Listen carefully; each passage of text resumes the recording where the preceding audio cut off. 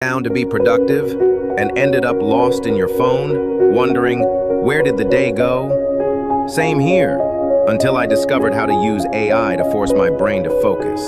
No motivation, no hacks, just a system that actually works. Here's how I let AI take control, and it changed everything. My mornings used to be chaos, notifications, distractions, no real plan. By noon, I felt like the day was already lost.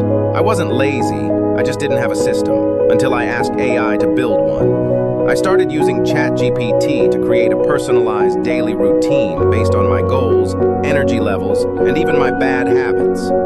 Then, I asked it to break that into 3 clear blocks: deep work, admin, and recharge.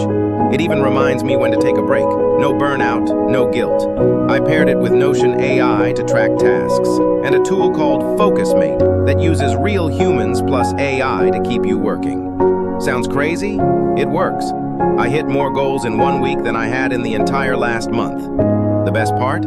I stopped trying to be productive. My day flows automatically. Because the AI does the thinking, I just show up. And suddenly, I feel calm, clear, and completely in control again. Want this same AI system? Check the description. I've linked my exact tools, free to try. Let AI work for you, and finally stay